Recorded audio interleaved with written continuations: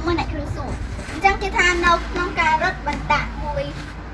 អ្នកទី1រត់បានចម្ងាយប៉ុន្មាន3.8គីឡូម៉ែត្រនិងម្នាក់ទៀតរត់បានចម្ងាយប៉ុន្មាន4.8គីឡូម៉ែត្រអញ្ចឹងគេសួរថាម៉េចតើប្រភេទនៃចម្ងាយដែលអ្នកទាំងពីរបានរត់ស្មើនឹងប៉ុន្មានអញ្ចឹងប្រភេទនៃចម្ងាយដែលអ្នកទាំងពីរបានរត់ហ្នឹងស្មើនឹងប៉ុន្មានអញ្ចឹងយើងធ្វើម៉េចបូក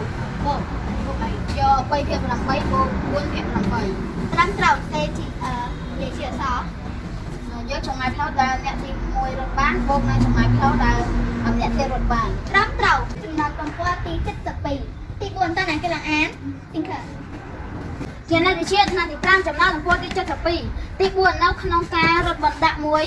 អ្នកទី1រត់បានចម្ងាយ3.8គីឡូម៉ែត្រនិងអ្នកទៀតរត់បានចម្ងាយ4.8គីឡូម៉ែត្រតើប្រភេទនៃចម្ងាយដែលអ្នកទាំងពីរបានរត់ស្មើនឹងប៉ុន្មានត្រឹមត្រូវចឹងគេសួរថាតើប្រភេទនៃចម្ងាយដែលអ្នកទាំងពីរបានរត់ស្មើនឹងប៉ុន្មានឡើងមើលអ្នកគ្រូសួរអញ្ចឹងគេថានៅក្នុងការរត់បណ្ដាក់មួយអ្នកទី1រត់បានចម្ងាយប៉ុន្មាន3.8គីឡូម៉ែត្រនិងម្នាក់ទៀតរត់បានចម្ងាយប៉ុន្មាន4.8គីឡូម៉ែត្រអញ្ចឹងគេសួរថាម៉េចតើប្រភេទនៃចម្ងាយដែលអ្នកទាំងពីរបានរត់ស្មើនឹងប៉ុន្មានអញ្ចឹងប្រភេទនៃចម្ងាយដែលអ្នកទាំងពីរបានរត់ហ្នឹងស្មើនឹងប៉ុន្មានអញ្ចឹងយើងធ្វើម៉េចបូកអីយក3.8បូក4.8ត្រឹមត្រូវទេនិយាយជាអក្សរយកចម្ងាយផ្លូវដែលអ្នកទី1រត់បានបូកនឹងចម្ងាយផ្លូវដែលអ្នកទៀតរត់បានត្រឹមត្រូវយកចម្ងាយផ្លូវដែលអ្នកទី1រត់បានបូកនឹងចម្ងាយផ្លូវដែលម្នាក់ទៀតរត់បានអញ្ចឹងអ្នកទី1ម៉ាន3.8អ្នកទី2 4.8អញ្ចឹងមានន័យថាយក3.8បូកនឹង4.5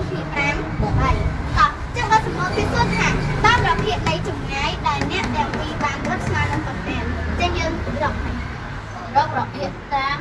នៃចម្ងាយផ្លូវដែលអ្នកទាំងពីររត់បានត្រឹមត្រូវរកប្រភេទតាមនៃចម្ងាយផ្លូវដែលអ្នកទាំងពីរបានរត់តោះអញ្ចឹងស៊ីណេតណូសេរ៉កស៊ីណេតសេលេកសិខើសេឆ្លៃថាតោះចា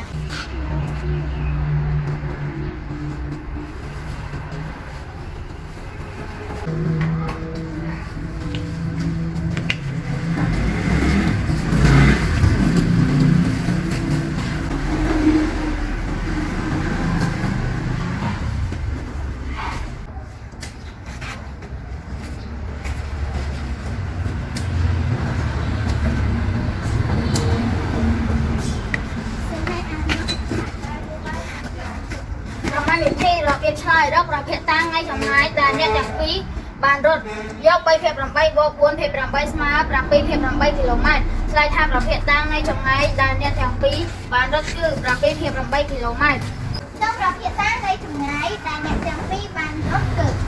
7.8គីឡូម៉ែត្រតោះ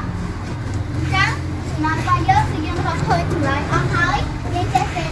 រកហើយយើងដឹងថាយើងធ្វើប៉ុន្មានទីអីគឺយើងចេះអស់ហើយចឹងកុំភ្លេចធ្វើពីកាត់ទៅផងណាបាទចឹងដល់យើងរៀបចំទៅនេះបងសូមជម្រាបលាអ្នកគ្រូទៅទៀតអរគុណអ្នកគ្រូ